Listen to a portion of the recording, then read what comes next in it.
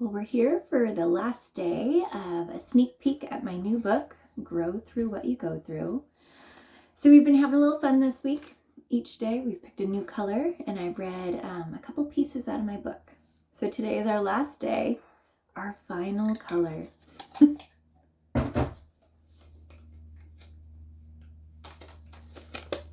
Orange. All right, so let's see where that brings us in the book.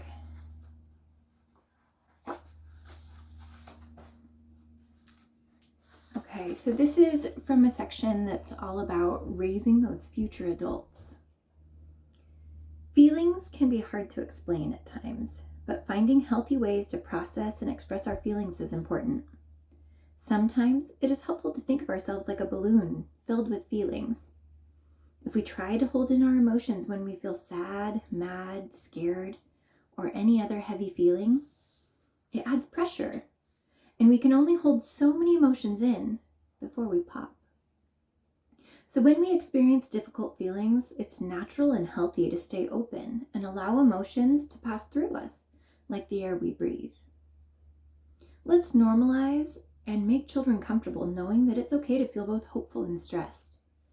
They might feel determined one moment and overwhelmed the next. All feelings are okay and normal. It's good for us to feel them and then find ways to move forward and not let heavy feelings keep us down. We can reinforce and explain to them that we are not our feelings. We just experience them. Anger, sadness, hate, depression, fear. This is the rain we sometimes walk in, but we don't become the rain. We know the rain will pass. We walk on and remember the soft glow of the sun will come again. When we are in the middle of these stormy feelings, it's important we don't send lightning striking at anyone around us. So it's important and okay to feel stormy feelings. But when we are feeling hurt, it is not okay to use our words or actions to hurt someone else. Having feelings of all types is what makes us human, and important we don't filter them out. So kids, just like us, are going to have big feelings, and it's good that we model and talk through how to work through them. There's all sorts of different things in this book to help us raise those future adults in ways that they'll be kind, compassionate, respectful, authentic human beings. So here's another section about working through shame, about just being ourselves. So in this, it's about spiritual care and walking in faith. In case you are on a journey in spiritual care and identity, I want to share a bit about where I am on my journey to spiritual health.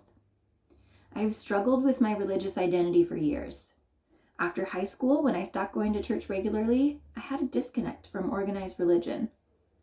I never stopped having faith or believing in a higher power, but suddenly when I found myself in conversations and people asked what church I went to, I had an overwhelming feeling of shame. This has taken some soul searching and work to open my perspective to how I interpret my faith and spirituality. These days, I'm getting more comfortable when people ask that I say I attend the church of nature and life. I believe in the teachings of love, compassion, kindness, pursuit of learning and growth. I'm not a bad person for not attending or raising my children in a church. What would be bad is not living and raising my kids according to what is good, regardless of where I sit on a Sunday morning. I believe in something bigger than myself, a greater energy or spirit. I go on to talk more about how we can work through shame and practice self-compassion, all important things. So this week you've gotten a few sneak peeks at my book. There's a lot of growth tools involved in here that I learned through counseling and learned through my own studying. So I hope it'll be helpful to you or to anyone else who might be going through a hard time. We're all at a different point on this path of growth and self-discovery and becoming healthy in all ways, not just physical, but also mental.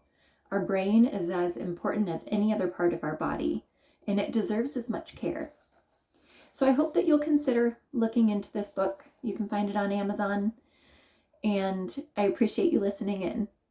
Have a wonderful day, and go make some good memories.